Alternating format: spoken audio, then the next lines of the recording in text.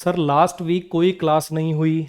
आपने तो अपना वादा तोड़ दिया। आपने प्रॉमिस किया था कि यूट्यूब पे आरसी का एक फ्री कोर्स पढ़ाऊंगा। तो भाई मुझे मेरा वादा बहुत अच्छे से याद है और ये वादा मैं ज़रूर पूरा करूंगा। चाहे वीडियो पे 50,000 व्यूज़ आए, चाहे 500 व्यूज़ आए, चाहे 5 ही व्यूज़ आए। अगर बोला है कि आरसी का एक फ्री कोर्स यूट्यूब पे पढ़ाऊंगा तो ज़रूर पढ़ाऊंगा। क्लासेस में थोड़ी सी कम ले पा रहा हूँ, कुछ हेल्थ इश्यूज़ की वजह से और भी कुछ कामों में मैं फंसा हुआ था। मैं पूरी ट्राई करूंगा कि इस वीक से, ट्राई तो देखो मैं 3 की करूंगा जैसा मैंने प्रॉमिस किया था कि हफ्ते में 3 क्लासेस, लेकिन एटलीस्ट 2 क्लासेस डलें इसकी मैं पूरी पूरी कोशिश करूंगा। अच्छा, लास्ट वीक क्लास क्यों नहीं हो पाई? यार वीक के शुरुआत में तो मेरा बर्थडे था, इसलिए मैं 2 दिन के लिए कहीं बाहर चला गया था। और उसके बाद पूरे हफ्ते में जो कुछ हुआ मुझे लगता है कि पूरे देश को पता है। और कॉम्पिटिटिव एग्जाम की तैयारी करने वाले तो हर बच्चे को ज़रूरी पता होगा। वो जंतर मंतर का प्रोटेस्ट, वो संसद मार्च, वो बच्चों पे लाठीचार्ज, सारी बातें आप लोगों को बहुत अच्छे से पता है। लेकिन चलो, लास्ट में कुछ पॉजिटिव रिजल्ट भी मिला हमें। एटलीस्ट एक शुरुआत हुई अकाउंटेबिलिटी की। उम्मीद यही करता हूँ कि आगे चीज़ें और बेहतर देखने को मिलेंगी आपको जब कॉम्पिटिटिव एग्ज़ाम आप देने जाओगे। एक फेयर एग्ज़ाम सिस्टम की तरफ एक ये शुरुआत है। मैं नहीं कहूँगा सब कुछ 100% ठीक हो गया, लेकिन इतना तो मुझे लगता है आप भी समझ रहे होगे, मेरी भी एक्सपेक्टेशन ये है कि ऊपर से इस बार इतना प्रेशर होगा कि भैया अब कोई मेजर गड़बड़ नहीं होनी चाहिए। तो आप चाहे किसी भी कॉम्पिटिटिव एग्जाम की तैयारी कर रहे हो, एसएससी, बैंक, डिफेंस, टीचिंग है कोई भी और, अच्छी चांसेस हैं, काफ़ी चांसेस हैं कि इस बार काफ़ी अच्छा सिस्टम आपको देखने को मिलेगा। तो आपकी तरफ से भी कोई कमी नहीं रहनी चाहिए। आप भी अपनी पूरी जान झोंकिएगा, अच्छा चांस है इस बार। ठीक है, आ जाइए करते हैं अपनी क्लास की शुरुआत। आरसी प्रो कोर्स है। शुरुआत में अपन रीडिंग कर रहे हैं। 15 क्लास अपन रीडिंग के लेंगे जैसा पिछली क्लास में अपना डिस्कस हुआ। उसके बाद अपन प्रैक्टिस शुरू कर देंगे। ठीक है, क्लोज टेस्ट पैराजंबल की प्रैक्टिस शुरू करेंगे। ये शायद क्लास नंबर 12 है। इसके बाद बस 2-3 क्लासेस और फिर अपन प्रैक्टिस करेंगे। ग्रामर भी फ्री पढ़ा रखी इसी चैनल पे, प्लेलिस्ट देख लीजिएगा। आरसी की क्लासेस की भी प्लेलिस्ट मैंने बना दी है और ये जो क्लास होती है इसकी पीडीएफ का लिंक कमेंट सेक्शन में पिन रहता है। जैसा कि मैं हर क्लास में बोलता हूँ, अगर आप ये उम्मीद कर रहे हैं कि ऐसे एक एक वर्ड टीचर हिंदी करके बता देगा और उससे आपके आरसी होने लग जाएगा, आपका क्लोज टेस्ट होने लग जाएगा, आपका पैराजंबल होने लग जाएगा, तो आप एक भ्रम में जी रहे हो। रीडिंग कॉम्प्रीहेंशन, रीड करके कॉम्प्रीहेंड करना, क्लोज टेस्ट हो, पैराजंबल हो, सबका आधार यही है कि सेंटेंस पढ़ के मीनिंग तो समझ आना चाहिए। और जब तक आप खुद से मीनिंग निकालने की ट्राई नहीं करोगे भाई, पेपर में नहीं होगा आपसे। तो जैसे ही स्लाइड दिखेगी पॉज बटन दबाना है, पढ़ने की कोशिश करनी है। भले ही 10% समझ में आए, 5% समझ में आए, लेकिन पढ़ना है आपको। उसके बाद ये डिफिकल्ट वर्ड्स के मीनिंग पढ़ने, फिर एक सेकंड अटेम्प्ट देना है और फिर मैं आपको इसके मीनिंग कराऊंगा और उसके बाद अपन क्वेश्चंस को करेंगे। हर एक स्लाइड पर पॉज बटन दबाकर करते चलिए।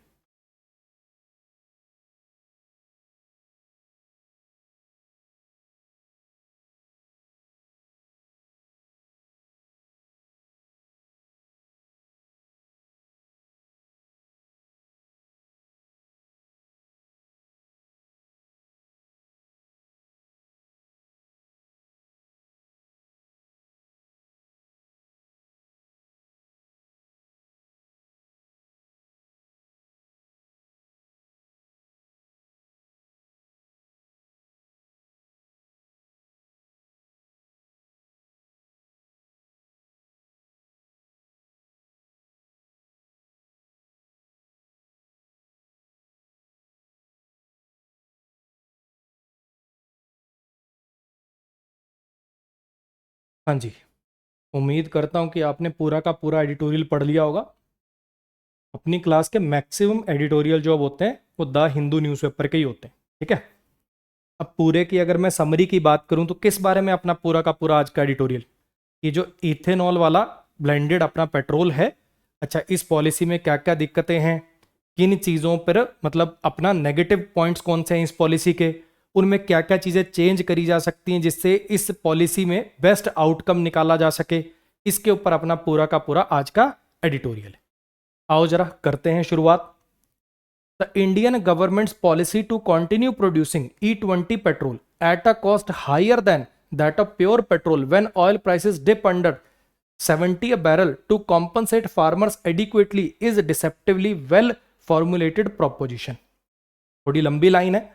अब देखो पूरा का पूरा एडिटोरियल पढ़ के आपको ये बात तो समझ में आई होगी कि इथेनॉल वाली पॉलिसी लाने का सरकार का मकसद क्या था। उनका ये कहना है, सबसे मेन जो पॉइंट है वो ये है कि हम बाहर से तेल इंपोर्ट करते हैं और जिसकी वजह से अपने ऊपर डेफिसिट बढ़ता है। तो अगर अपन उस इंपोर्ट को कम कर पाए, बढ़िया चीज हो जाएगी। दूसरा, अगर अपने ही देश में उगी हुई फसल बिकेगी इथेनॉल बनाने में, पेट्रोल बनाने में, तो उस फसल को बेच के जो फार्मर्स हैं उनको थोड़ा सा और पैसा मिल जाएगा। यही दो मेन पॉजिटिव पॉइंट है इस पॉलिसी के। ठीक है, अब ये क्या कहना चाह रहा है, ध्यान से देखना। इंडियन गवर्नमेंट की जो पॉलिसी है, इंडियन गवर्नमेंट की पॉलिसी की कंटिन्यू करेंगे वो प्रोड्यूस करते रहना E20 पेट्रोल को एट अ कॉस्ट, जो कि उनको कॉस्ट करेगा हायर, ज्यादा कॉस्ट करेगा बजाय कि प्योर पेट्रोल के, जब ऑयल प्राइसेस जो हैं वो गिर चुके हैं $70 अब बैरल तक, कॉम्पनसेट करने के लिए फार्मर्स को एडिक्वेटली। अब ध्यान से समझना जरा क्या कहना चाहता है। अगर अपन पूरे विश्व की बात करें तो वहां पे कच्चे तेल की कीमतों में गिरावट आ गई। ठीक है, पेट्रोल हर जगह सस्ता हो गया है, लेकिन अगर अपन वो सस्ता प्योर पेट्रोल देना शुरू कर देंगे तो कोई इथेनॉल ब्लेंडेड वाला नहीं खरीदेगा। तो इसलिए ये कह रहा है कि सरकार की जो पॉलिसी है कि वो कंटिन्यू करेंगे, वो बनाते रहेंगे E20 पेट्रोल एक हायर कीमत पर। वो प्योर पेट्रोल के कंपैरिजन में भी महंगा पड़ रहा है सरकार को भी और लोगों को भी, ये कहना चाह रहा है वो, हायर कॉस्ट पर बजाय कि प्योर पेट्रोल के, जबकि ऑयल प्राइसेस जो है वो कम हो चुके हैं। क्यों, रीजन क्या है उसका, कि कॉम्पनसेट करना है फार्मर्स को एडिक्वेटली, ढंग से, अच्छे से। एडिक्वेटली का मतलब सफिशिएंटली, पर्याप्त रूप से कॉम्पनसेट करना है बेसिकली उनको, उनके लॉस का या उनका जो काम है उसके लिए पैसा देना है अच्छे से। ये एक डिसेप्टिवली वेल फॉर्मुलेटेड प्रोपोजिशन है। प्रोपोजिशन का मतलब क्या है जी, एक प्रपोजल, सुझाव। ठीक है, कोई विचार, कोई पॉलिसी के लिए यूज हो रहा है यहां पे। ये कह रहे डिसेप्टिवली वेल फॉर्मुलेटेड। डिसेप्टिवली का मतलब क्या होता है, डिसेप्शन, आपने सुना होगा भी कोई चीज जो है वो दिखने में तो अच्छी लग रही है लेकिन सच में अच्छी नहीं है। तो यहां पे कह रहा है कि ये एक ऐसी पॉलिसी है, ये एक ऐसा आइडिया, एक ऐसा विचार है जो वेल फॉर्मुलेटेड, अच्छे से बनाया गया एक ऐसा विचार है जो डिसेप्टिवली वेल फॉर्मुलेटेड है। मतलब दिखने में ऐसा लगेगा कि जैसे बहुत कुछ अच्छा है। जैसा कि मैंने कहा कि इसके पॉजिटिव पॉइंट क्या है कि बाहर से तेल नहीं खरीदना तो इंपोर्ट बिल कम हो गया। अच्छा, अब देश में फसल ज्यादा उगेगी, जो सरप्लस हो जाता था, या कोई भी लगा लो, फसलें उगाएंगे, उनको बेचेंगे तो किसानों को भी अच्छी कीमत मिलेगी, किसान भी अमीर होंगे। तो ये तो इसके पॉजिटिव पॉइंट्स हैं, लेकिन ये इनको कह रहा है कि डिसेप्टिवली वेल फॉर्मुलेटेड है, यानी ऊपरी सतह से देखने में ऐसा लगता है कि ये चीजें पॉजिटिव है लेकिन इसमें कुछ कमियां हैं। अब वो कमियां आगे बताएगा। Most feedstock for the fuel blending programme is from sugar cane, one of India's most water fertiliser intensive crop, mainly grown in water stressed Maharashtra and Karnataka. क्यों कह रहा है ये डिसेप्टिवली वेल फॉर्मुलेटेड, क्यों कह रहा है कि ऊपर ऊपर से दिखने में अच्छी हैं, अंदर से कमी है उस पॉलिसी में। वो क्या कह रहा है, फीड स्टॉक का मतलब होता है बेसिकली रॉ मटेरियल किसी चीज का। जो मेन रॉ मटेरियल है ये फ्यूल ब्लेंडिंग प्रोग्राम का, यानी इथेनॉल से जो बना हुआ फ्यूल है, ब्लेंड किया हुआ, मिक्स किया हुआ जो फ्यूल है, उसको बनाने के लिए जो रॉ मटेरियल है वो है जी शुगर केन, गन्ना, जो कि भारत का एक वाटर और फर्टिलाइजर इंटेंसिव क्रॉप है, यानी जिसके अंदर बहुत ज्यादा पानी और फर्टिलाइजर की जरूरत है, बहुत ज्यादा खाद देनी पड़ती है, बहुत ज्यादा पानी लगाना पड़ता है। और ये मेनली उगाया जाता है महाराष्ट्र और कर्नाटका में, जहां ऑलरेडी पानी की बहुत कमी है, वाटर स्ट्रेस्ड एरियाज के अंदर। ठीक है, तो इसने नेगेटिव पॉइंट क्या बताया कि ऊपर से दिखने में ऐसा लग रहा है कि इंपोर्ट बिल कम हो जाएगा, किसानों को पैसे ज्यादा मिल जाएंगे और पोल्यूशन भी नहीं होगा। मेन कारण है ना, ग्रीन फ्यूल है, ये कार्बन एमिशन भी बहुत कम है इसका, तो सब कुछ बढ़िया बढ़िया ऊपर से। लेकिन मेन दिक्कत ये कह रहा है ये वाली, और आगे और दिक्कतें भी बताएगा ये।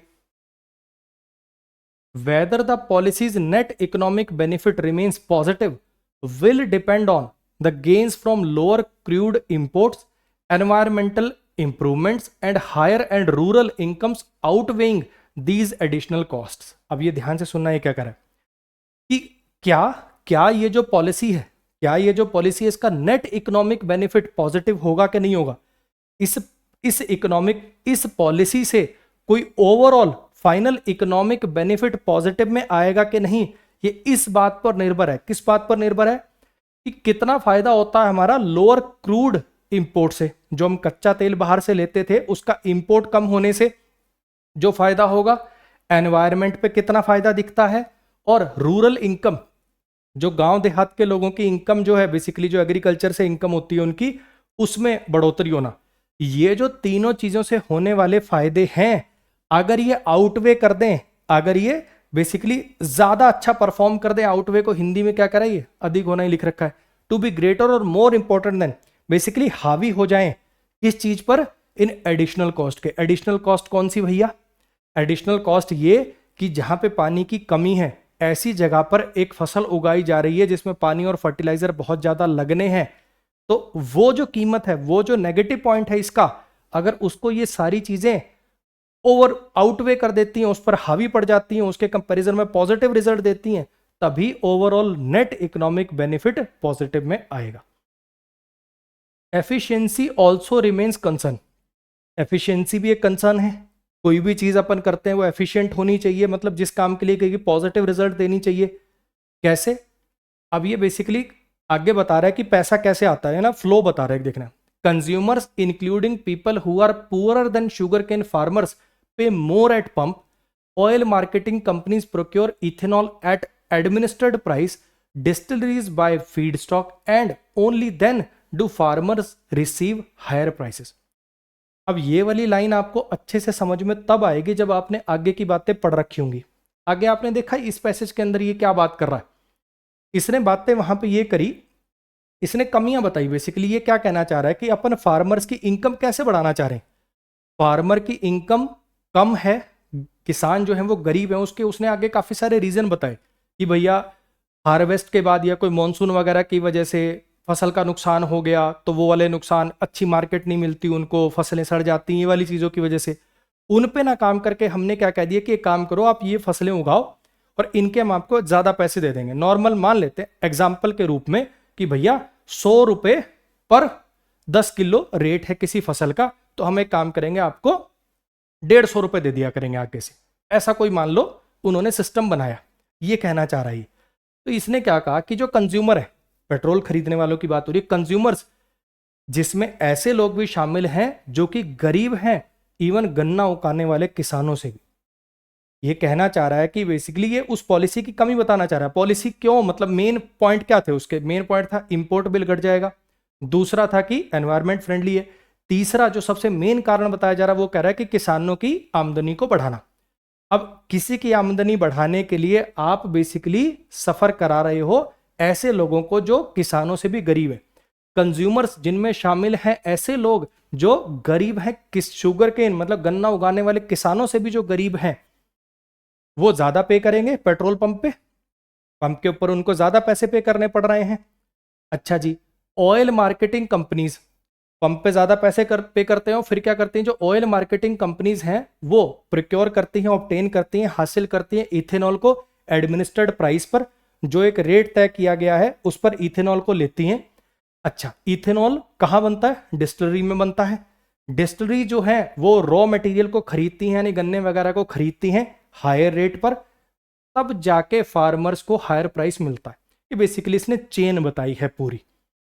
ये बेसिकली ये कहना चाह रहा, मैं आपको समझाता हूं। देखो, इसी बात को उल्टा समझोगे तो भी वही है कि गन्ना जो है वो पहले मान लेते 100 रुपए का बिकता था, वो 150 रुपए का बिक गया, फिर वो डिस्टिलरी में गया, डिस्टिलरी से उसका इथेनॉल बना, इथेनॉल फिर ऑयल कंपनी में लिया, पेट्रोल से उसको मिक्स करके कंज्यूमर को दिया और वो महंगे रेट पर बिका। अगर असली कीमत देखें उसके अंदर 80% जो बेसिकली प्योर पेट्रोल है उसकी कीमत डाउन जा चुकी है। इथेनॉल मिलने के बाद वो कीमतें डाउन होनी चाहिए थी, लेकिन वो अभी भी अप रखी गई है। क्यों? क्योंकि जो गन्ना उगाने वाले किसान हैं उनको ज्यादा पैसा देना। भी कहना ये चाह रहा है कि ये प्रोसेस उल्टा है।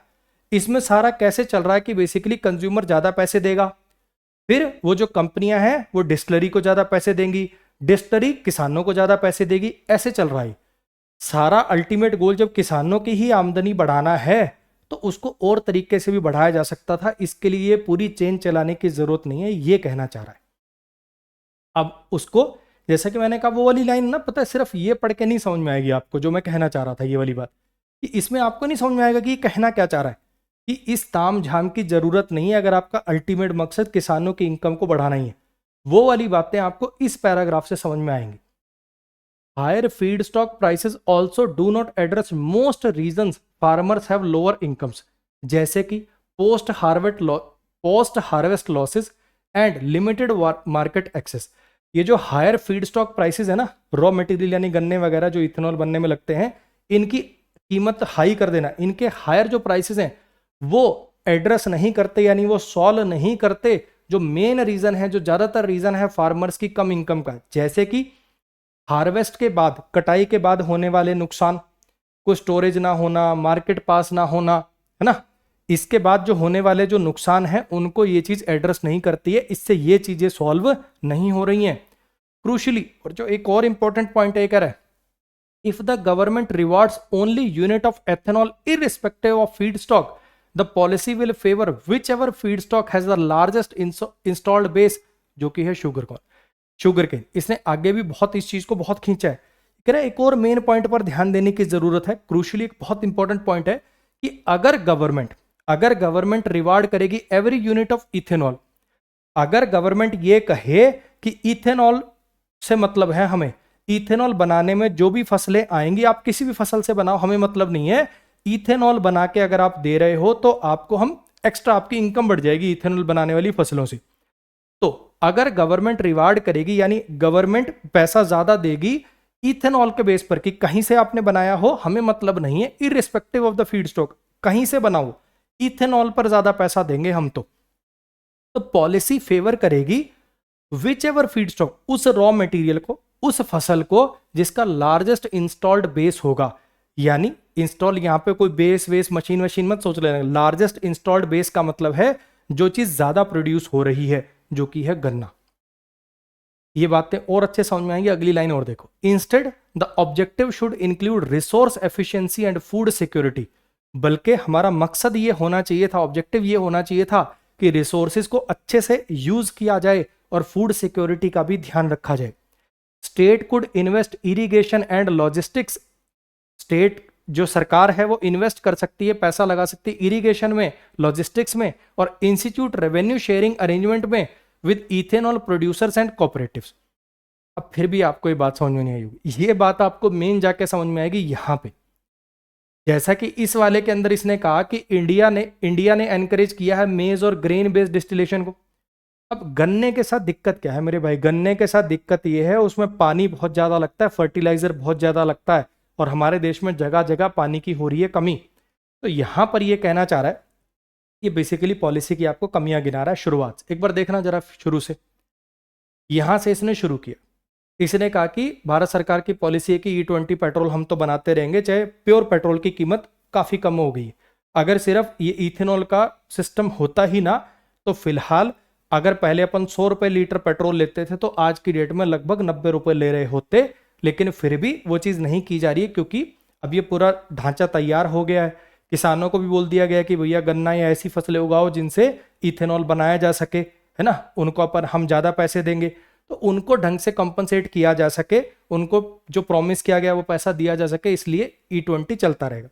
ये पॉलिसी का ऑब्जेक्टिव ठीक है, लेकिन इसमें दिक्कतें हैं, वो इसने यहां पे बताना शुरू किया। सबसे पहली दिक्कत, गन्ने में पानी और फर्टिलाइजर बहुत ज्यादा लगेगा, और ये ऐसी जगह पर उगता जहां पहले से ही पानी की कमी, ठीक है। फिर उसके बाद दूसरी इसने बात करी कि भैया ये पॉलिसी अच्छा रिजल्ट देगी या नहीं, ये पॉजिटिव रिजल्ट देगी, इस बात पर डिपेंडेंट है कि ये जो 3 फैक्टर हमने लिए ना, कि इंपोर्ट कम हो जाएगा, एनवायरमेंट अच्छा हो जाएगा, और किसानों की आमदनी बढ़ जाएगी। ये तीनों चीजें अगर हावी पड़ेंगी, ये बाकी जो मेन जो अपन पे कर रहे हैं इसके लिए, क्या कि हम पेट्रोल का पैसा भी ज्यादा पे करते हैं, और भी दिक्कत जैसे उसने बताया कि एवरेज कम हो जाएगी, एफिशिएंसी, ये सारी चीजें भी, और उसके अलावा पानी की कमी। इन चीजों को, ये जो नेगेटिव चीजें हैं, इन पे जब पॉजिटिव चीजें हावी पड़ेंगी तभी ओवरऑल पॉजिटिव इसको माना जाएगा। एफिशिएंसी भी कंसर्न है। अब इसमें ये क्या कहना चाह रहा है, यहां से इसने ये कॉम्प्लेक्स टाइप की बातें शुरू करी। ये कह रहा है कि अल्टीमेट मकसद आपका किसानों की इनकम बढ़ाना था, ठीक है, और उसके लिए आपने चेन क्या चलाई, आप डायरेक्ट किसान की इनकम बढ़ाने पे काम नहीं कर रहे हो, आपने अल्टीमेटली वो बर्डन डाला है कंज्यूमर के ऊपर कि कंज्यूमर ज्यादा पैसे पे करेगा, फिर पेट्रोल पंप वाले इथेनॉल खरीदेंगे महंगे रेट पर, इथेनॉल बनाने वाली जो डिस्टिलरी है वो किसानों को ज्यादा पैसे देंगी, ऐसा है। यानी किसानों की आमदनी बढ़ाने के लिए आपने उसको डिपेंडेंट बना दिया कंज्यूमर्स के ऊपर, ये कहना चाह रहा है। अब इस प्रोसेस में दिक्कत क्या है कि जो मेन दिक्कतें हैं जिसकी वजह से किसान अच्छा नहीं कमा पा रहे, जैसे कि पोस्ट हार्वेस्ट लॉसेस और लिमिटेड मार्केट एक्सेस, उन पर ध्यान नहीं दिया जा रहा है। उसके बाद इसने कहा एक और इंपॉर्टेंट पॉइंट ये है कि सरकार जो है उसने डिक्लेयर कर दिया कि इथेनॉल बनाने वाली जो फसलें हैं उन पर हम पैसा ज्यादा पे करेंगे या वो महंगी बिकेंगी। कोई मतलब नहीं है किस फसल से बनाया, तो ऑब्वियस बात है लोग वही फसल ज्यादा उगाएंगे जो ऑलरेडी ज्यादा उगती है या ऑलरेडी वाइड स्प्रेड है ना, जिसकी पैदावार ज्यादा है, कुछ भी लगा लो। तो अगर गवर्नमेंट रिवार्ड करेगी, अगर रिवार्ड करने का मतलब होता है नॉर्मल से ज्यादा पैसा देना, कुछ ज्यादा पॉजिटिव करना, यूनिट ऑफ इथेनॉल को रिवार्ड कर रही है वो, चाहे कहीं से बनाया हो आपने, तो पॉलिसी ऑब्वियसली फेवर करेगी ऐसे रॉ मटेरियल को, उस फसल को जो पहले से ज्यादा उग रही है, जैसे कि गन्ना। उसकी बजाय होना क्या चाहिए था, उद्देश्य होना चाहिए था कि रिसोर्सेज को कैसे एफिशिएंटली यूज किया जा सकता है। जहां पे पानी की कमी है वहां गन्ना उगाओगे तो और ज्यादा दिक्कत होगी ना यार। वहां पे अगर ऐसा किया जाए कि ये वाली फसल जो पानी कम मांगते हैं यहाँ पे ये वाली उगा लो, जहां पानी की दिक्कत नहीं है वहां चलो गन्ना उगा लो। अच्छी रिसोर्स एफिशिएंसी हमारा टारगेट होना चाहिए था, और फूड सिक्योरिटी भी टारगेट होना चाहिए। अब आगे चल के बात समझोगे, वैसे फूड सिक्योरिटी वाली बात आगे आई भी है, और वैसे भी आप समझ पा रहे होगे कि ये सारा इथेनॉल बन किससे रहा है, फसलों से ही तो बन रहा है। अगर हम क्या करने लग जाएं कि खेत में सिर्फ ऐसी फसलें उगाने लग जाएं जिनसे हमें इथेनॉल बनेगा, क्योंकि उसमें पैसा ज्यादा बनेगा, तो ऑब्वियस बात है खेत तो लिमिटेड ही है ना। तो ऐसी फसलें आप नहीं उगाओगे फिर जो अनाज वाली थी, जिनको इंसान खाते थे, तो फिर फूड सिक्योरिटी खतरे में आएगी कि नहीं आएगी। फसलें सब्जियां ये सब उगाना ही बंद कर देंगे फिर लोग, क्योंकि इन पे प्राइस कम मिलता है, इथेनॉल वाली पे ज्यादा मिलता है। तो इन चीजों को बैलेंस करके चलना भी जरूरी है, ये कहना चाह रहा है।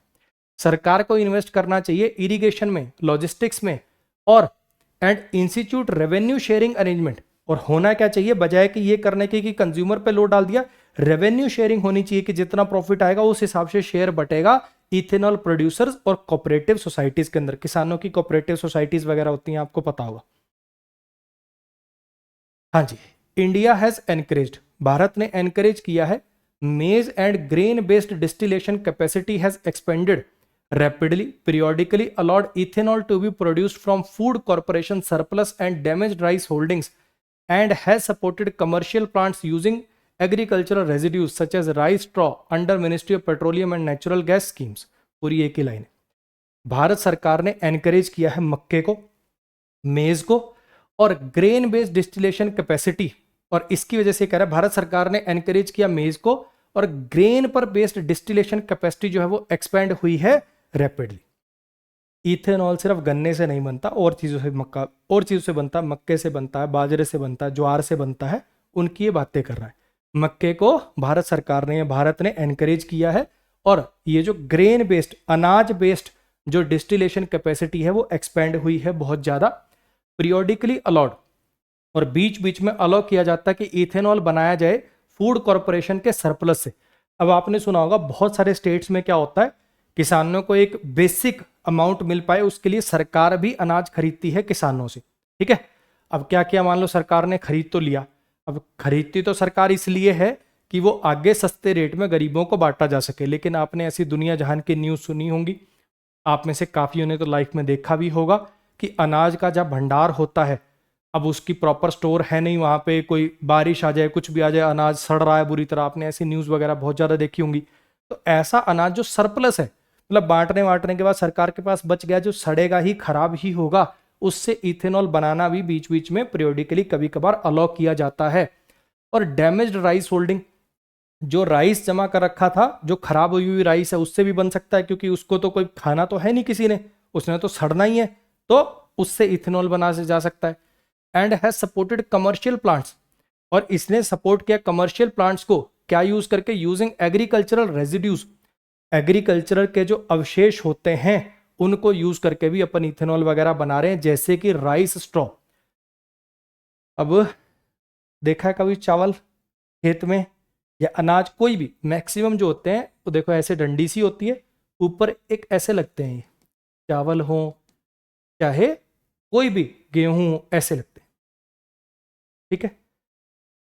हरियाणा में जैसे गेहूं की बाल ऐसे कह देते हैं ना, ये ऐसे, ये तो देखा होगा यार कभी टीवी की ऐड, वो रोटी वोटी आटे की ऐड में ही देखा होगा शहरी बाल को, गांव वालों ने तो सब में देखा ही होगा। तो ये वाला तो अनाज बनाने में काम आ गया, इसको तो आप रोटी बना के खा रहे हो, कड़ी चावल खा रहे हो, राजमा चावल खा रहे हो, इसका क्या, ये डंडी का क्या, ये तो कहीं यूज़ नहीं होती, कहीं तो खैर यूज़ हो जाती है, खैर भैंसों गायों को इनको चारा डालने के लिए तूड़ी बना लेते हैं इसकी। तो इथेनॉल भी बन सकता है, इससे ये कहना चाह रहा है। जैसे कि rice straw under ministry of petroleum and natural gas schemes, in schemes के अंडर इन चीज़ों से भी इथेनॉल बनाया जा रहा है, ये कहना चाह रहा है। मेज एंड मिलेट्स, मेज और मिलेट्स जो है, मेज यानी मक्का और मिलेट्स ये बेसिकली अपना बाजरा, ज्वार तो आगे आएगा, बाजरा रागी इन सब की बात हो रही है। आर लेस थर्स्टी, ये कम थर्स्टी हैं, कम प्यासी हैं, का मतलब है कि इनके में पानी कम यूज होता है। बट मेज स्टिल डिमांड सिग्निफिकेंट फर्टिलाइजर, लेकिन मक्का में फिर भी फर्टिलाइजर बहुत होता है, खाद बहुत ज़्यादा डालनी पड़ती है। While millets produce less fermentable starch per hectare. अब ये उनकी कमियां बता रहा है। शुगर केन में ये कमी है कि पानी ज़्यादा लगता है। अब ये कह रहा है कि मेज और मिलेट्स में पानी तो कम लगता है, लेकिन मक्का में फर्टिलाइजर बहुत ज़्यादा लगता है। और ये जो मिलेट्स हैं इनमें less fermentable starch per hectare बनता है। स्टार्च से ही इथेनॉल बनना है आगे चल के, स्टार्च के सड़ने से ही इथेनॉल बनेगा, इसमें स्टार्च ही कम निकलता है। तो हर फसल में कमी है। शुगर केन के अंदर ये कमी है कि उसमें पानी ज़्यादा लगता है। मेज में ये कमी है कि पानी तो कम लगता है लेकिन फर्टिलाइजर ज़्यादा लगता है। मिलेट्स में ये दिक्कत है कि पानी तो कम लेगा, फर्टिलाइजर भी कम लेगा, लेकिन इसके फर्मेंटेबल जो स्टार्च है जिससे इथेनॉल बनना है वही कम निकलता है। तो हर फसल में कोई ना कोई कमी है। अब आगे इसने एक फसल की बात करी, स्वीट सोरगम। अब ये क्या, ज्वार है, मीठा ज्वार, ज्वार की एक टाइप है, ठीक है। ये सारे ना ज्वार बाजरा मक्का ग्रेन्स की कैटेगरी में आते हैं। जो ये स्वीट ज्वार है is less water intensive and has shorter growing season than sugar के। ओवरऑल अगर देखें तो ये बेस्ट फसल है, ये कहना चाह रहा है कि भैया ये लेस वाटर इंटेंसिव है और इसका ग्रोइंग सीजन भी छोटा है, मतलब कम ही समय में उग जाती है। गन्ने को फसल को पकने में, तैयार होने में ज़्यादा टाइम लगता है, ये कहना चाह रहा है। अच्छा, अब ये साइंटिफिक टर्म होगी कोई ना कोई। Lignocellulosic biomass such as rice, wheat straw, maize stover, groundnut shell can also support second generation 2G ethanol. ये जो फसलों के बचे हुए अवशेष होते हैं ना, जैसे अनाज में, गेहूं में वो डंडी है, राइस में वो डंडी है, कोकोनट का बाहर वाला जो शेल है, इन सब चीज़ों से भी कैन सपोर्ट सेकंड, ये सपोर्ट कर सकते हैं, यानी इनसे बनाया जा सकता है सेकंड जनरेशन इथेनॉल। अब ये सेकंड जनरेशन इथेनॉल का मतलब क्या है, एक तो मेन ग्रेन से बना रहे हो और दूसरा इन सब से बना रहे हो, उसको 2G इथेनॉल बोल रहे हैं। 2G ethanol from agricultural residues can avoid using crop land for fuel, reducing competition with food crops and addressing अपना stubble burning। अब इसको क्या कहना चाह रहा है, ध्यान से सुनना। अगर इथेनॉल अपन ऐसी चीजों से बनाने लग जाएं जो वेस्ट ही थी, अनाज भी आपने यूज कर लिया, राइस का ऊपर वाला पार्ट यूज कर लिया, ये जो डंडी है और पत्ते वत्ते, इन सब चीजों से अगर अपन इथेनॉल बनाने लग जाए तो काफी प्रॉब्लम नहीं सॉल्व हो जाएगी। एग्रीकल्चर रेजिड्यूज, एग्रीकल्चर अवशेष से अगर अपन इथेनॉल बना लें तो इससे क्या होगा कि अवॉइड करेंगे हम क्रॉप लैंड को फ्यूल के लिए यूज करना। वही धरती, वही जमीन तो उतनी है जैसा मैंने कहा ना, वो जो क्रॉप लैंड थी उसको फ्यूल के लिए यूज कर रहे हो ना आप, काइंड ऑफ। अगर उसमें ऐसी ऐसी फसल लगा रहे हो जिससे आपको इथेनॉल बनाना है, तो क्रॉप लैंड को आपने यूज कर दिया फ्यूल के लिए, वो नहीं करना पड़ेगा, आपने क्रॉप भी यूज कर ली और उसी के नीचे जो अवशेष बचा उससे फ्यूल भी बन गया। एक ही धरती से दोनों काम हो गए और कंपटीशन खत्म हो जाएगा, इसका रिड्यूस हो जाएगा कंपटीशन फूड क्रॉप के साथ। वही सेम ही बात है, ये कहना चाह रहा। वरना क्या होगा कि कुछ लोग ये वाली फसल लगाएंगे, कुछ लोग वो वाली, कंपटीशन चलेगा, वो भी कम हो जाएगा और जो पराली जलाने की समस्या है वो भी खत्म हो जाएगी। आपने सुना होगा जब धान वान कटता है तो उसके नीचे अब मशीन जब चलती है तो वो बिल्कुल मिट्टी के पास तो चल नहीं सकती, वो थोड़ी सी ऊपर से काटती है। लगभग मान लो कि धान की डंडी अगर ये इतनी है, कहाँ लिखूं, जैसे मान लो ये धान है, ठीक है। अब वो जो मशीन काटती है वो लगभग यहाँ से काटती है, इतना ये नीचे हिस्सा रह जाता है। अब इसका क्या करते हैं, अब एक एक को काटने जाएगा किसान तो 1 महीना एक खेत को काटने में लगेगा, तो वो क्या करता है, कौन इतना टेंशन लेगा, वो आग लगा देते हैं, जिससे पोल्यूशन होता है, धुआं होता है ना, स्मॉग बन जाता है। दिल्ली वगैरह में आपने सुना होगा ये चीज़ बहुत बार। तो ये जो पराली जलाने की समस्या ये भी खत्म हो जाएगी, क्योंकि अगर इसको भी सरकार खरीदने लग जाए, इस चीज को भी सरकार खरीदने लग जाए कि तुम इसको जलाओ मत, हम खरीद लेंगे इसको इथेनॉल बनाने के लिए, तो फिर तो पैसा मिलेगा तो सब काटेंगे उसको, जलाएंगे नहीं फिर उसको। It is more expensive. लेकिन दिक्कत है इसमें भी, अब सब कुछ अच्छा अच्छा गुडी गुडी लग रहा था ना कि भैया मस्त ये तो सही चीज निकल गई, इसी से बना लो ना, फिर इथेनॉल क्यों नहीं बनाते? इसलिए नहीं बनाते। इट इज मोर एक्सपेंसिव, अभी की डेट में ये महंगा पड़ता है एंड टेक्नोलॉजिकली डिमांडिंग। और टेक्नोलॉजी के परस्पेक्टिव से अगर देखें तो इससे इथेनॉल बनाना टेक्नोलॉजिकली डिमांडिंग है, उसके लिए एडवांस टेक्नोलॉजी चाहिए, but that is a better problem to solve. लेकिन अगर वैसे सोचें तो ये वाली प्रॉब्लम सॉल्व करना एक बेहतर प्रॉब्लम है सॉल्व करना विद प्रोएक्टिव पॉलिसी मेकिंग। इसको थोड़ा अच्छे से आगे बढ़ के एक्टिवली पार्टिसिपेट करके, जल्दी पार्टिसिपेट करके पॉलिसी मेकिंग से सुधारे तो ये बेहतर चीज रहेगी अपने लिए, बजाय कि और चीजों पे काम करने के। अगर ये वाली चीज हो जाए तो सारा विन विन सिचुएशन हो जाएगा कि कैसे भी करके अगर अपन इसको कम एक्सपेंसिव बना सकें, कैसे भी करके वो टेक्नोलॉजी डेवलप कर ले कि इससे ज्यादा अपन इथेनॉल निकाल सकें।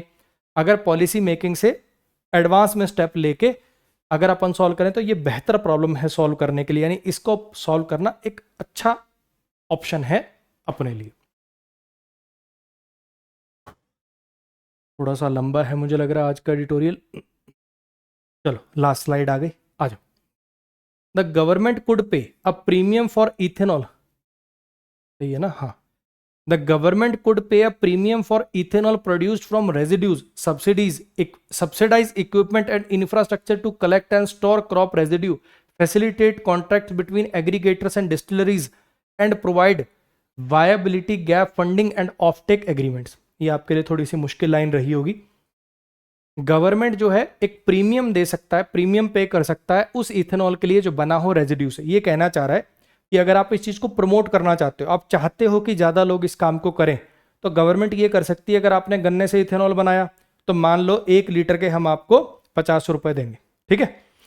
और वहीं अगर आपने ऐसी चीजों से, ये जो बच गई है वीट के नीचे का हिस्सा, कोकोनट के शेल, इन सब चीजों से बनाया, तो हम आपको जी कितने बोले थे मैंने पीछे भूल गया, 50 रुपए, तो उस पर मान लो 60 रुपए देंगे। तो फिर वही है ना, इंसेंटिव ज्यादा मिलेगा। प्रीमियम पे करने का मतलब तो थोड़ी एक्स्ट्रा प्राइस पे करना, तो फिर लोग इस काम को और अप्रिशिएट करेंगे और ज्यादा करने लग जाएंगे। सब्सिडाइज कर सकते हैं इक्विपमेंट को, इस चीज को करने के लिए, जो उसको काटने के लिए या जो उस चीज को जमा करने के लिए जो इक्विपमेंट चाहिए उनको सस्ता बना सकती है सरकार सब्सिडी देके। और इंफ्रास्ट्रक्चर सब्सिडाइज कर सकती है इक्विपमेंट और infrastructure to collect and store crop residue, जो इनको काटने के लिए करने के लिए जो इक्विपमेंट चाहिए उसको सब्सिडाइज कर सकती है, सस्ता कर सकती है। और इंफ्रास्ट्रक्चर, और उस इंफ्रास्ट्रक्चर को भी सस्ता कर सकती है, सब्सिडाइज कर सकती है, जो कि काम आएगा इसको कलेक्ट करने में और स्टोर करने में। अब ये जो चीजें हैं जो आपने काट लिया रेजिड्यू, उसको स्टोर करने के लिए जो इंफ्रास्ट्रक्चर वाला चाहिए उन पर सरकार सब्सिडी दे सकती है, फैसिलिटेट कर सकती है, इजी बना सकती है, करवा सकती है कॉन्ट्रैक्ट्स को बिटवीन एग्रीगेटर एंड डिस्टिलरी। अब ये कौन है देखो समझना, अब एक एक किसान जाके तो, डिस्टिलरी तो पूरे देश में ज्यादा नहीं होंगी, उनसे डायरेक्ट टाइप तो हो नहीं सकता, तो क्या होता, बीच में एक बड़ा कॉन्ट्रैक्टर होता है जो किसानों से वो सारी चीज इकट्ठी करेगा और डिस्टिलरी को प्रोवाइड करेगा। तो सरकार इस चीज के अंदर कंपल्शन लगा सकती है कि भैया कॉन्ट्रैक्ट करो, करवाओ, कुछ फैसिलिटी उनकी पॉलिसी अच्छी कर दे, सब्सिडी दे दे कुछ। तो वो जो डिस्टिलरी है जिसको इथेनॉल बनाने के लिए रॉ मटेरियल चाहिए, और एक ऐसा बंदा जो एग्रीगेटर का मतलब होता है चीजों को एग्रीगेट करने वाला, इकट्ठा करने वाला, हर एक छोटे छोटे किसानों से वो इकट्ठा करके सारा माल जो डिस्टिलरी को प्रोवाइड कर सके उसको बोला जा रहा है एग्रीगेटर। तो इनके बीच में कोई एग्रीमेंट करवा सकती है और प्रोवाइड कर सकती है वायबिलिटी गैप फंडिंग। अब ये वायबिलिटी गैप का मतलब कहता है वायबल बनाना, मतलब सर्वाइव करने लायक बनाना। अब इसको ऐसे समझो आप कि ऑब्वियस बात है जो डिस्टिलरी है वो इन दोनों में से कोई सन्यासी तो है नहीं, सब प्रॉफिट के लिए काम करते हैं। अब डिस्टिलरी अगर अच्छे पैसे नहीं देगी इस एग्रीगेटर को, तो ये किसानों को अच्छे पैसे नहीं दे पाएगा, और किसानों को अच्छे पैसे देने के लिए मतलब ये सारी चीजें कनेक्टेड है। अब किसान उस काम को करे, वो रेजिड्यू अलग से निकाल के इसको दे, उसके लिए जरूरी है किसान को भी कुछ मिले। अब मान लो इसने किसान को दिए 5 रुपए, ठीक है, अब ये कुछ प्रॉफिट कमा के आगे देना चाहता है। अब इसने मान लो 2 रुपए प्रॉफिट कमाया, 7 रुपए में ये आगे डिस्टिलरी को दे रहा है। अब डिस्टिलरी मना कर दे कि 7 रुपए में तेरे से ये खरीद देंगे, इससे वैसे इथेनॉल कम बनता है, तो हम तो आगे बेच ही नहीं पाएंगे, प्रॉफिट ही नहीं होगा, तो हम तो नहीं खरीद सकते, हम तो 6 रुपए में खरीद सकते हैं।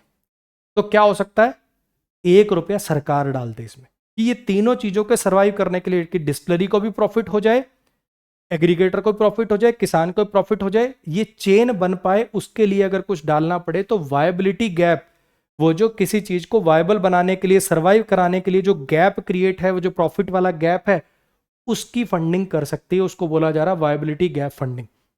और ऑफटेक एग्रीमेंट कर सकती है, भी ऑफटेक एग्रीमेंट भी आपके लिए नई टर्म होगी। कॉन्ट्रैक्ट गारंटिंग फ्यूचर परचेज, कि भैया एग्रीगेटर को और उनको गारंटी दे सकती है कि आगे भी तेरा काम चलता रहेगा, तू टेंशन मत ले, कम प्रॉफिट पे ही काम कर ले, फसल उगाने के लिए क्या मतलब, वो चीजें करने के लिए, इकट्ठी करने के लिए तू पैसा लगाता रहे, डोंट वरी, कॉन्ट्रैक्ट है तेरे को, लॉक इन कर दिया, कहने का मतलब। Ultimately ethanol policy should not be independent of agricultural policy, बड़ी इंपॉर्टेंट लाइन। ये कहना चाह रहा है कि इथेनॉल वाली जो पॉलिसी है ना, वो इंडिपेंडेंट नहीं होनी चाहिए एग्रीकल्चरल पॉलिसी की, क्योंकि ये दोनों डिपेंडेंट बातें हैं। तो दोनों चीजों को ध्यान में रख के ही पॉलिसी बनाई जानी चाहिए। And import substitution is no excuse, ध्यान से सुनना इस बात को। और import substitution is no excuse for consumer being force to pay more for a lower mileage fuel than pure petrol. और सिर्फ ये एक्सक्यूज देना, सिर्फ ये बहाना देना कि इंपोर्ट को कम करने के लिए ऐसा किया जा रहा है, एक इंपोर्ट को सब्स्टिट्यूट कर रहे हैं अपन, की इंपोर्ट करने की बजाय ये वाला फ्यूल लगा लेंगे, इंपोर्ट सब्स्टिट्यूशन ये कोई एक्सक्यूज नहीं हो सकता, बहाना नहीं हो सकता कंज्यूमर को फोर्स करने का, ज्यादा पे करने के लिए एक लोअर माइलेज देने वाले फ्यूल के लिए, बजाय कि प्योर पेट्रोल के। ये कहना चाह रहा है, ये सरकार के लिए लिखी है इसने बात, ऑथर ने ये कह रहा है कि सिर्फ ये कह देना कि हम तो इंपोर्ट को कम करने के लिए इंपोर्ट के सब्स्टिट्यूशन में ये चीज कर रहे हैं, ये तो कोई बहाना नहीं हुआ कंज्यूमर से ज्यादा पे कराने का, एक ऐसे फ्यूल के लिए जो पेट्रोल से सस्ता पड़ना चाहिए और लोअर माइलेज देता, उसके लिए भी आप ज्यादा पे करा रहे हो, चीज ठीक नहीं है। चलो जी, हाँ जी, समझ में आया। ये मेरी दो बुक्स आती हैं जी, एक है क्लास नोट्स ग्रामर के, चाहे आपने मेरे से कोई पेड कोर्स में पढ़ा हो, चाहे आपने यूट्यूब से पढ़ा हो, और आप खुद अच्छे नोट्स नहीं बना सकते, वो स्किल नहीं है, टाइम नहीं है, तो आप इसको देख सकते हैं, बहुत डिटेल्ड नोट्स है ग्रामर के।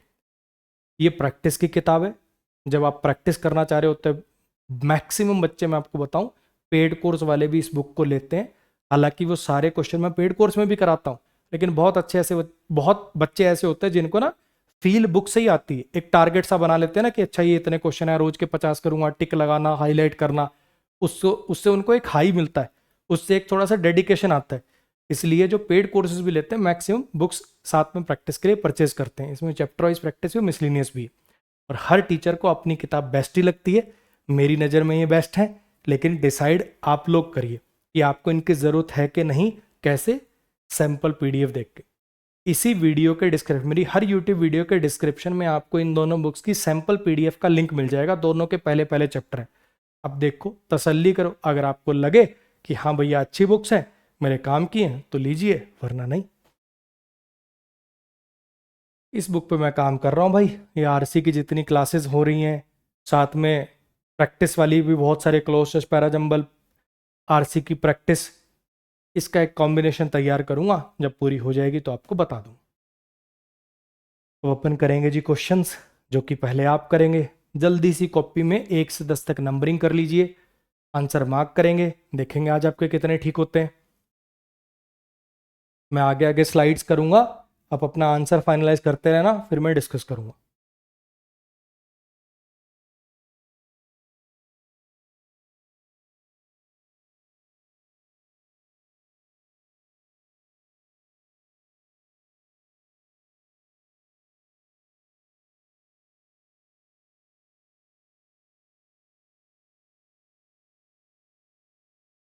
करना भाई अटेम्प्ट, है ना, ये आपके लिए टाइम दे रहा हूं मैं।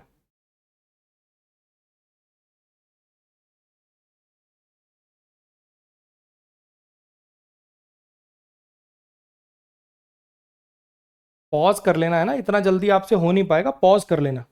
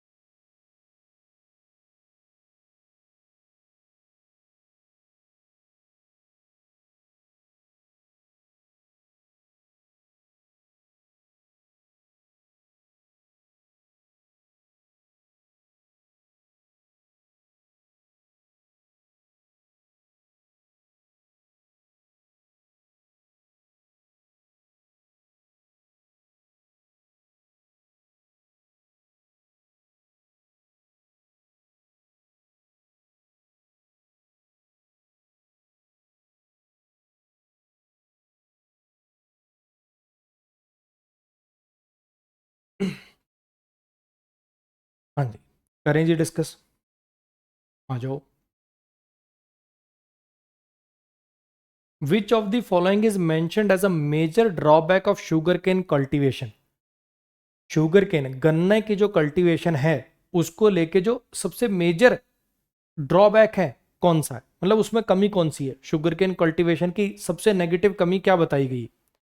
इसका बड़ा ही छोटा ग्रोइंग सीजन होता है, ये तो पॉजिटिव बात होती है यार, छोटा ग्रोइंग सीजन होना, ये तो बात हो गई। It requires large amount of water and fertiliser, इसमें बहुत पानी और फर्टिलाइजर की जरूरत होती है, यही मेन नेगेटिव पॉइंट था। इसके से इथेनॉल नहीं बना सकते, सबसे ज्यादा इसी से बनता है भैया, बहुत कम शुगर प्रोड्यूस करता है। Which what is one advantage of producing second generation 2G ethanol from agricultural residues?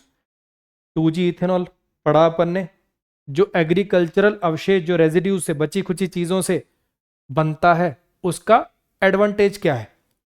It increases the demand of cropland, इससे क्रॉपलैंड की डिमांड बढ़ जाएगी, ये तो कोई बात नहीं हुई कहीं। और क्या सेंस है इस बात का, क्रॉपलैंड की डिमांड बढ़ जाएगी? It reduces competition between food crops and fuel production, इसकी वजह से जो फूड क्रॉप्स हैं और फ्यूल प्रोडक्शन है उनके बीच का कंपटीशन कम हो जाएगा, ये पॉइंट हो सकता है, अगर कोई और नहीं मिला तो ये लगाएंगे अपन। It completely eliminates production cost, इससे प्रोडक्शन कॉस्ट बिल्कुल जीरो हो जाती है, बल्कि अभी तो फिलहाल तो एक्सपेंसिव पड़ रहा भाई। It provides better mileage than pure petrol, ऐसी कहीं कोई बात नहीं हुई, ये है जी। और काफी सारे फायदे बताए, लेकिन एक फायदा ये भी था कि जो कंपटीशन है फूड क्रॉप्स और फ्यूल प्रोडक्शन वाली क्रॉप्स के बीच में, उस कंपटीशन को ये कम कर देगा।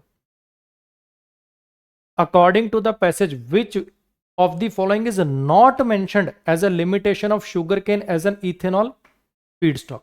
इथेनॉल को बनाए जाने वाले रॉ मटेरियल के रूप में जो कमियां बताई गई हैं, शुगर केन में जो कमियां बताई गई हैं, कौन सी इनमें से नहीं है?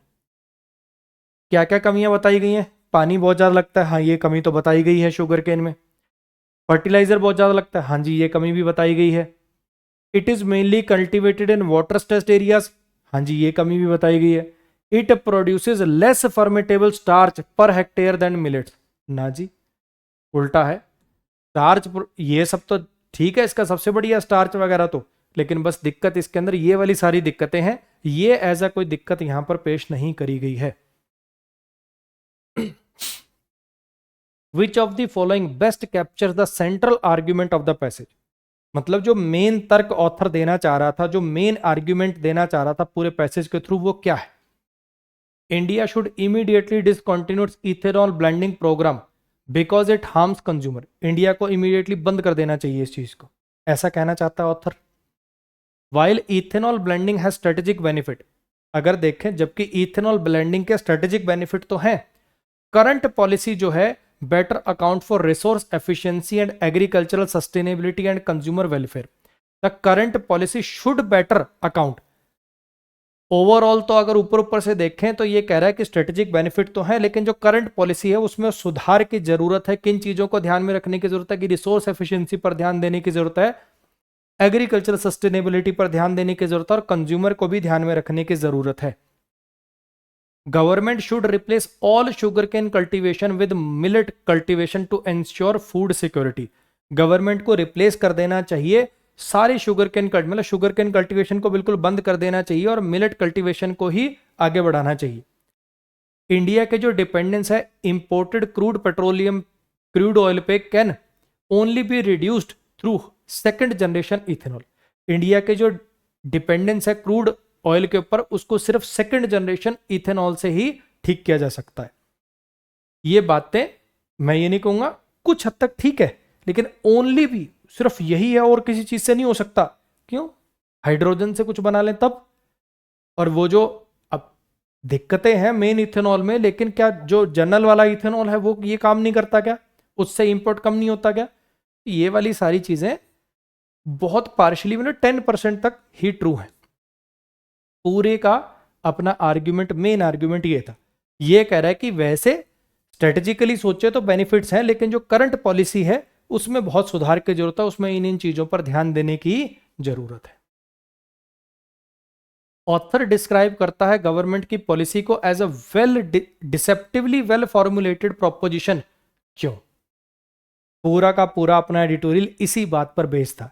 ऑथर ने बिल्कुल शुरू में इसको कहा कि एक ऐसा विचार है, ऐसा आइडिया, एक ऐसी पॉलिसी है जो डिसेप्टिवली वेल फॉर्मुलेटेड है। क्यों? Policy is legally difficult to implement, legally उसको इंप्लीमेंट करने में दिक्कत है, ऐसी कोई बात नहीं हुई। अच्छा जी, its apparent objective of supporting farmers conceal several economic and environmental drawbacks. इसका जो साफ साफ दिखने वाला बिल्कुल ऑब्वियस जो ऑब्जेक्टिव है, जो उद्देश्य है कि सपोर्ट करना है फार्मर्स को, वो जो ये जो चीज है ना, ये अपने अंदर छुपाए हुई है, ये ढक लेती है बहुत सारे इकोनॉमिक और एनवायरमेंटल ड्रॉबैक्स को। यानी इस पॉलिसी का जो मोटिव है वो ठीक है, लेकिन वो छुपाए हुए अपने साथ में ये नेगेटिव पॉइंट्स भी। ये है जी answer. Consumers are generally unwilling to purchase blended fuel because they perceive it to be technologically inferior to conventional petrol. क्या लिखा हुआ है? ये पॉलिसी के बारे में ऐसा क्यों कह रहा है कि पॉलिसी जो है ऊपर ऊपर से दिखने में अच्छी है लेकिन अंदर कमी है, ऐसा क्यों कह रहा है? इसलिए कह रहा है क्या कि लोग इसको खरीदना नहीं चाहते। इथेनॉल प्रोडक्शन जो है हैज कंसिस्टेंटली फ्लेड, बाकी देशों में जहां जहां ये इंप्लीमेंट हुई है वहां पे फेल हुई, ऐसी कहीं कोई बात करिए पूरे पैराग्राफ में अपने साथ? नहीं। ये है जी, ये कहना चाह रहा है कि इसका जो मकसद है वो तो दिखने में अच्छा लगेगा, आपको बढ़िया लगेगा, लेकिन उसके पीछे बहुत सारी कमियां छुपी हुई हैं, इसलिए कह रहा है कि डिसेप्टिवली वेल फॉर्मुलेटेड प्रोपोजिशन है। Which of the following can be most reasonably inferred, infer मतलब समझी जा सकती, पैसेज को पढ़ने के बाद इनमें से कौन सी बात समझी जा सकती है? Reducing crude imports should be pursued even if it is substantially raise cost for consumers.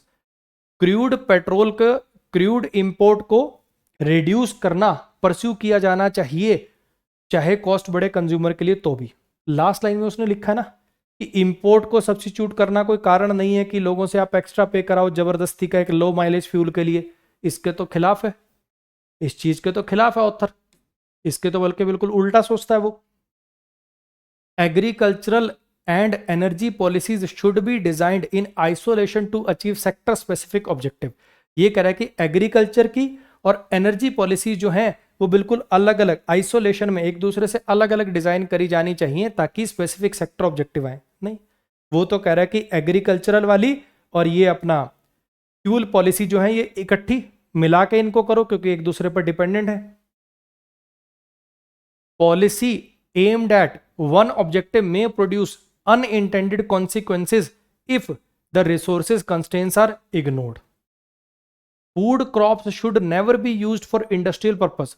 क्या ऑथर ये कहना चाह रहा है कि फूड क्रॉप्स का कभी नहीं यूज किया जाना चाहिए इंडस्ट्रियल पर्पस के रूप में, किसी भी सरकम किसी कीमत पर करो ही मत, ऐसा कहना चाह रहा हूं?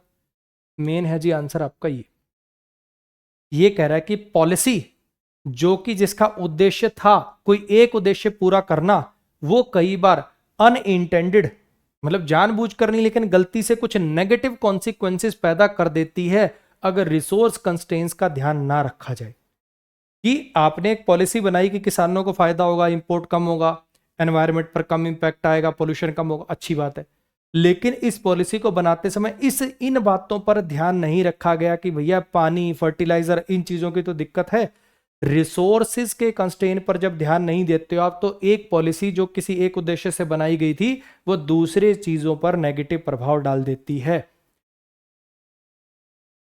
विच of the following if true, ये काफी आते हैं बैंकिंग में इस टाइप के सवाल, इनमें से कौन सी चीज अगर सच है, इनमें से कौन सी चीज अगर सच हो जाए तो स्ट्रेंथन करेगी ऑथर के क्रिटिसिज्म को करंट इथेनॉल पॉलिसी के। ये जो करंट इथेनॉल पॉलिसी है इसको जो ऑथर ने क्रिटिसाइज किया, इसकी जो निंदा करी, उस चीज को बल मिलेगा, उस चीज के और फेवर में जाएगी। कौन सी चीज अगर वो सच हो जाए? देखना जरा। Sugarcane cultivation has led to a measurable decline in ground water level in major ethanol producing states. Sugarcane की जो कल्टीवेशन है उसकी वजह से ग्राउंड वाटर लेवल जो है वो काफी डिक्लाइन कर गए हैं जहां पे इथेनॉल बनाया जाता है। Crude petroleum prices are expected to rise significantly over next few years. कच्चे तेल की कीमतें काफी बढ़ने वाली हैं अगले सालों में। Improving the economic viability of ethanol blending, जिसकी वजह से इथेनॉल ब्लेंडिंग की इकोनॉमिक वायबिलिटी बढ़ जाएगी। ये तो ऑथर तो क्रिटिसाइज करा ना इस पॉलिसी को। अगर ऐसा हुआ कि कच्चे तेल की कीमतें बहुत ज़्यादा बढ़ गई और ये वाला पेट्रोल सस्ता हो रहा है, तो फिर तो ये पॉलिसी ठीक हो जाएगी ना, ये तो वीकन करेगी। अगर ये बात ट्रू हुई तो जो क्रिटिसिज्म है, ऑथर जो क्रिटिसाइज कर रहा है इस पॉलिसी को, ऑथर का तर्क क्या है कि वो क्रिटिसाइज कर रहा है इसको, तो वो चीज तो कमजोर पड़ जाएगी ना। ऑथर के जो क्रिटिसिज्म है, ऑथर ने जो निंदा की इस पॉलिसी को, उसको और बल दे, यानी कोई ऐसी चीज जो इस पॉलिसी का और नेगेटिव एस्पेक्ट दिखाए, वो है अपना सही आंसर, यानी ये तो नहीं हो पाएगा। Ethanol demand from automobile industry has increased. अगर इथेनॉल की डिमांड बढ़ जाए, ये तो नेगेटिव हो जाएगा ना फिर से। अच्छा जी, farmers have voluntarily shifted from sugar cane. Farmers अगर अपनी मर्जी से शुगर केन से इसमें शिफ्ट हो जाए, अपने को ऐसी चीज बतानी है जो ऑथर ने इस चीज की निंदा करी, उसको बल दे, यानी नेगेटिव चीज इस पॉलिसी के और नेगेटिव बनाए जो इस पॉलिसी को, ये तीनों चीजें तो इस पॉलिसी को पॉजिटिव बना देंगी ना। यही चीज है जो इस पॉलिसी को और नेगेटिव बनाएगी। अगर ये प्रूव हो जाए कि जहां जहां गन्ना उगता है वहां पे वाटर लेवल और ज्यादा नीचे चला गया, तो ऑथर की बात को बल मिलेगा, ऑथर ने जो निंदा करी इस पॉलिसी की उसको और बल मिलेगा। ऑथर ये मानता है कि that improving dash would address farmers income and concern more effectively than merely raising feed stock prices. Author का ये मानना है कि सिर्फ आप रॉ मटेरियल के प्राइसेस बढ़ा रहे हो जो आप, उसकी बजाय अगर आप इन चीजों को बढ़ाओ तो उससे फार्मर्स की जो इनकम को लेकर जो चिंता है वो और इफेक्टिवली आप एड्रेस करोगे। किन चीजों पर काम करो? इरिगेशन और लॉजिस्टिक्स को इंप्रूव करके, फर्टिलाइजर सब्सिडी बढ़ा के, इथेनॉल एक्सपोर्ट बढ़ा के, क्रूड इंपोर्ट बढ़ा के। क्रूड इंपोर्ट से तो कोई लेना देना ही नहीं इसका। इथेनॉल का एक्सपोर्ट बढ़ा दें अगर, ऐसी कोई कहीं बात नहीं हुई। फर्टिलाइजर पर सब्सिडी बढ़ा दो, बस इससे काम हो जाएगा? नहीं। इरिगेशन पर, लॉजिस्टिक्स पर, इन पर अगर आप अच्छा काम करोगे तो फार्मर्स की जो इनकम को लेकर कंसर्न है यानी ज्यादा अच्छा एड्रेस होंगी, बजाय कि सिर्फ आप फसलों के दाम बढ़ा दो उसकी बजाय। जैसा कि हम पिछली काफी क्लासेस से करते हैं, क्वेश्चन नंबर 9 और क्वेश्चन नंबर 10, इसका आंसर आप कमेंट में लिखते हो, और जिनके आंसर सही होते हैं, जिस दिन मैं ये लेक्चर जिस दिन ये वीडियो डलती है उसी दिन में जो कमेंट करते हैं, जिनके आंसर सही होते हैं मैं उनको हार्ट भी भेजता हूँ, जो गलत होते हैं उनके नीचे लिखता भी हूँ क्वेश्चन नंबर 9 गलत है आपका, क्वेश्चन नंबर 10 गलत है आपका। तो कोशिश करूंगा मैं पूरी, पक्का प्रॉमिस नहीं कर रहा, लेकिन ये वीडियो जैसे मंडे को डली तो मंडे को जितने कमेंट्स आए उन पे मैं रिप्लाई करने की पूरी कोशिश करूंगा। बस थोड़ा सा कोशिश करा करो कि एक्सप्लेन करा करो। काफ़ी बच्चे ना ऐसे लिख देते हैं BCD, नहीं, एक्सप्लेन करके तो ये क्यों कह रहा है, C क्यों कह रहा है, D क्यों कह रहा है, A क्यों कह रहा है।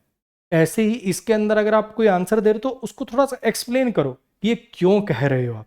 टूटी फूटी जैसे इंग्लिश में लिखना है, लेकिन कोशिश करो उसका, इंग्लिश नहीं तो इंग्लिश में लिख दिया करो, लेकिन थोड़ा सा एक्सप्लेन करने की कोशिश करो, ठीक है। उम्मीद करता हूं कि क्लासेस अच्छी लग रही होंगी। मैं अपना वादा नहीं भूला हूं। मैंने क्या कहा, होता क्या ना, जब कोई आप एक पूरी सीरीज चलाते हो तो व्यूज ऐसे घटते हैं ऐसे, इसीलिए आप देखते होगे कि हर रोज कोई ना नई चीज पढ़ा रहे होते टीचर्स। कभी क्लोज टेस्ट पढ़ा दिया, कभी एरर पढ़ा दिए, कभी सेंटेंस इंप्रूवमेंट पढ़ा दिए। कुछ नया नया करते रहने से बच्चा ज़्यादा नया जुड़ता है। लेकिन मेरा थोड़ा सा स्टाइल दूसरा है, मैं करंट चीज़ों को ध्यान में रखते हुए नहीं पढ़ाता हूँ यूट्यूब पे कुछ, मैं ऐसी चीज़ पढ़ाता हूँ जो लंबे समय तक चले। इसीलिए मेरा ग्रामर का भी कोर्स मैंने यूट्यूब पे उसी थॉट के साथ डाला था, जो प्लेलिस्ट काफ़ी फेमस हुई, आपने बहुतों के मुंह से उसकी रिकमेंडेशन सुनी होगी। ऐसे ही RC की भी आगे अगर कोई रिकमेंडेशन करेगा तो टेंशन मत लो, यही आपको रिकमेंडेशन में ये प्लेलिस्ट नज़र आएगी। मैं यही सोच के पढ़ा रहा हूँ, ठीक है। वीडियोस थोड़ी सी कम डाल पा रहा था, अब आगे फ्रीक्वेंसी थोड़ी सी और बढ़ाने की मैं पूरी कोशिश करूँगा। आज के लिए गुड नाइट, ऐसे ही मन लगा के पढ़ते रहिए। मिलेंगे अपनी अगली क्लासेस में। आंसर कमेंट करके ज़रूर बताइएगा विद एक्सप्लेनेशन।